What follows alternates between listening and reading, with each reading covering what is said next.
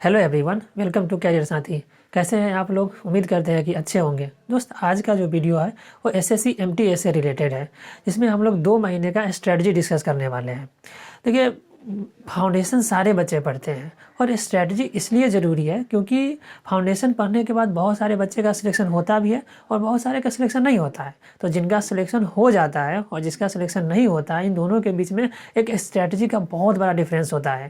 क्योंकि फाउंडेशन पढ़ने के बाद बहुत सारे बच्चे सोचते हैं कि हम ये वाला एग्जाम भी दे देंगे, वो वाला एग्जाम भी दे देंगे, और उनका स्कोर वो करते हैं। ऐसा नहीं कि नहीं कर पाते हैं, वो स्कोर करते हैं, पर एक एवरेज स्कोर में जाके रह पाते हैं।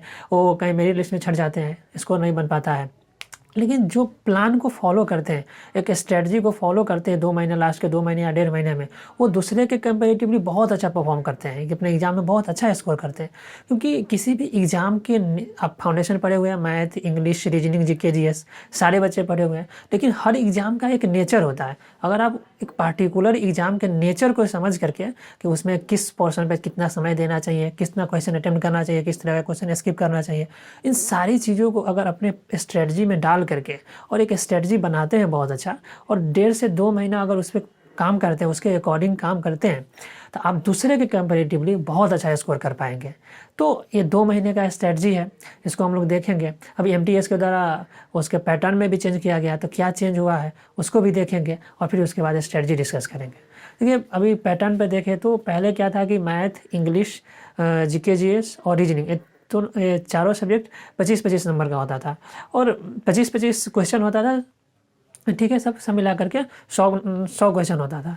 और इंग्लिश के बदले वो वहाँ पे हिंदी का भी ऑप्शन देते थे। लेकिन अब जो नया पैटर्न आया है, इसमें 2 सेशन बनाया गया है। पहला सेशन में मैथ्स और रीजनिंग को रखा गया है, जो कि निगेटिव मार्किंग भी उसमें नहीं है, वो सिर्फ क्वालिफाइंग नेचर का है, उसका नंबर भी आपको ऐड नहीं करेगा। तो और उसमें एक सब्जेक्ट जैसे मैथ्स से और रीजनिंग से 20 क्वेश्चन पूछ रहे हैं और एक क्वेश्चन 3 नंबर का है, 60-60 नंबर का है। ठीक है, तो उसके लिए अलग स्ट्रेटजी बनेगा।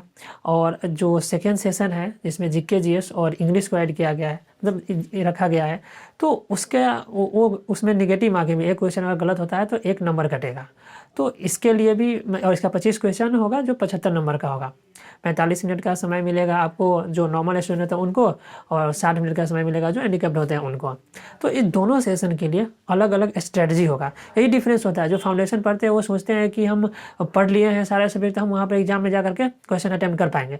लेकिन पैटर्न अलग अलग होता है। अगर आप एसएससी का भी एग्जाम दे रहे हैं तो उसमें सीजीएल का अलग हो जाता है, सीएचएस का अलग हो जाता है, एमटीएस का अलग हो जाता है, सीपीओ का अलग हो जाता है। तो जब एग्ज़ाम से 2 महीना पहले एक पार्टिकुलर एग्ज़ाम को पिकअप करके और उसके छोटी छोटी बातों पे ध्यान देकर के अगर आप स्ट्रेटजी बनाते हैं तो बहुत अच्छा होगा। तो इस बार अभी हम एमटीएस का डिस्कस कर रहे हैं, तो इसके सेशन 1 की बात करते हैं, जिसमें मैथ्स और रीजनिंग है। तो इसके लिए आप फाउंडेशन पढ़ चुके हैं। अब क्या करना है इस लास्ट 2 महीने में कि आपको डेली टेस्ट लगाना है, उस सेशन वाइज टेस्ट लगाना है। या फिर अगर आप ओवरऑल टेस्ट लगाते हैं तो ओवरऑल ही टेस्ट लगाइए, या फिर अगर सेक्शन वाइज लगाते हैं, मैथ्स का अलग और रीजनिंग का अलग, तो उसका टेस्ट लगाइए।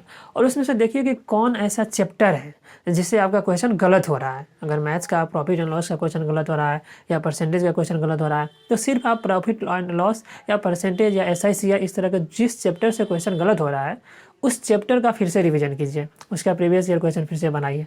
जब नेक्स्ट टेस्ट आप दीजिएगा तो आपको उस क्वेश्चन से आप ऐसे उस चैप्टर का रिवीजन कीजिए कि जब आप अगली बार टेस्ट दीजिएगा तो उस चैप्टर से जो क्वेश्चन आएंगे वो गलत नहीं होना चाहिए।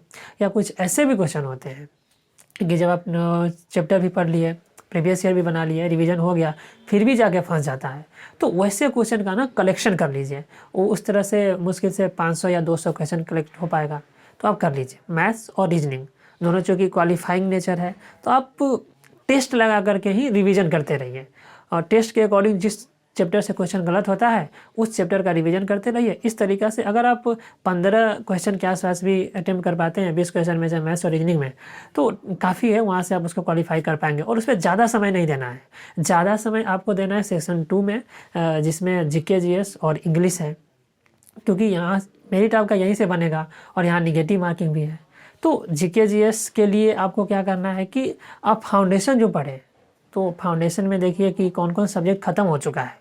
अगर मैक्सिमम बच्चे फाउंडेशन पढ़ लिए होंगे तो उनका कंप्लीट हो चुका होगा, या जो जो अभी भी नहीं भी हुआ है तो जो जो चैप्टर आप पढ़े हुए हैं, अगर आप पॉलिटी का बहुत सारा सेक्शन पढ़े हुए हैं तो वहाँ से पॉलिटी उठाइए और उसका जो प्रीवियस ईयर घटना चक्र का बुक है, घटना चक्र का बुक इसलिए बोल रहे हैं क्योंकि उसका जो एक्सप्लेनेशन होता है वो बहुत अच्छा होता है, उसको पढ़ के आप बहुत अच्छे से बहुत ईजी वे में समझ सकते हैं। तो जैसे पॉलिटी उठाएँ, पॉलिटी में 4, 5, 10 चैप्टर आपका पढ़ाई हो चुका है तो वहाँ से आप ना उस चैप्टर को पढ़िए, थ्योरी जो आपके कहीं से क्लास नोट है तो उससे, या फिर कहीं से पढ़ के आप खुद नोट्स बनाए हैं तो उस नोट से, और उसके बाद आप प्रीवियस ईयर क्वेश्चन पढ़िए, प्रीवियस ईयर क्वेश्चन को बहुत बार बनाइए। इस तरीक़ा से चैप्टर पढ़िए, प्रीवियस ईयर क्वेश्चन लगाइए। फिर अगर आप साइंस सेक्शन में आते हैं तो साइंस में भी अगर आप फिजिक्स पढ़ रहे हैं तो फिजिक्स का कोई चैप्टर पढ़ें तो उस चैप्टर को पढ़िए और उसका प्रीवियस ईयर एसएससी में जितने भी आज से पीछे पूछा गया, चाहे वो सीजीएल का हो, सीपीओ का हो, सीएचएसएल का हो या एमटीएस खुद का हो, इन सारे क्वेश्चंस को लगाइए। अगर आप स्टैटिक्स पोर्शन में आते हैं तो घटना चक्र में स्टैटिक्स पोर्शन दिया रहता है तो उसका वहाँ से बहुत बार लगाइए। इस तरीक़ा से हर पार्ट वाइज छोटा छोटा करके ध्यान दे करके, और इस पर आप ज़्यादा समय दीजिए क्योंकि ये नंबर भी ऐड होगा, इस पर मेरिट लिस्ट भी बनेगा और निगेटिव मार्किंग भी है। एक क्वेश्चन के लिए आपका 1 निगेटिव मार्किंग, 1 नंबर कटेगा, तो इस पर बहुत ज़्यादा फोकस करने की ज़रूरत है। तो आप जो जीके जीएस वाला पोर्शन है उसको इस तरीक़ा से कंप्लीट कर सकते हैं। दूसरा से भी इसमें है इंग्लिश, तो इंग्लिश के लिए आप वोकैब डेली याद करेंगे, जो प्रीवियस ईयर क्वेश्चन है वो फ्रेजल वर्ब्स हो गया उसको डेली याद करेंगे। जो ये वोकैब वाले सेक्शन में जितने 4-5 टॉपिक्स होते हैं उसको आप डेली याद कीजिएगा। इसके अलावा आप रीडिंग कीजिए जिससे आपका क्लोज टेस्ट या फिर जो पैसेज होता है वो आपका क्लियर होगा, ठीक है। और ग्रामर्स का रूल, ये हर पार्ट डिवाइड कर लीजिए इसका कि वोकैब अलग से पढ़ना है, ग्रामर का रूल जो होता है वो अलग से पढ़ना है, कॉमन ईयर को जो प्रैक्टिस करना है वो अलग है, जिसमें मतलब जिस तरह का जो क्वेश्चन जिस हर टॉपिक्स को पूरे इंग्लिश को कम से कम 4 से 5 टॉपिक में भाग में डिवाइड कर लीजिए आप उसको, और उस तरीक़ा से पढ़िए। एक भाग में कुछ चैप्टर को रखिए, एक भाग में कुछ को, जैसे एक में हम रख देते हैं ग्रामर को, इसके बाद एक पार्ट हो गया वोकैब, एक पार्ट हो गया फिर से प्रीवियस ईयर प्रैक्टिस ईयर जो लगाएंगे वो। तो इस तरीक़े से उसको डिवाइड करके वहाँ से आप एक एक पोर्शन पे काम करेंगे तो वहाँ से इंग्लिश आपका स्कोर हो जाएगा। और इस बार चूँकि पैटर्न चेंज किया गया है तो सबके लिए सेम ही है, 2 महीना पहले पैटर्न चेंज किया गया है तो जीके जीएस एसएससी वाले पढ़ने के लिए वैसे भी सारे बच्चे का तो बहुत अच्छा नहीं होता है, हाँ इंग्लिश होता है अच्छा। तो इस बार क्वेश्चन भी ठीक ठाक ही आने वाला है, बहुत हाई लेवल का तो नहीं आएगा, 10th लेवल का एग्ज़ाम ही है।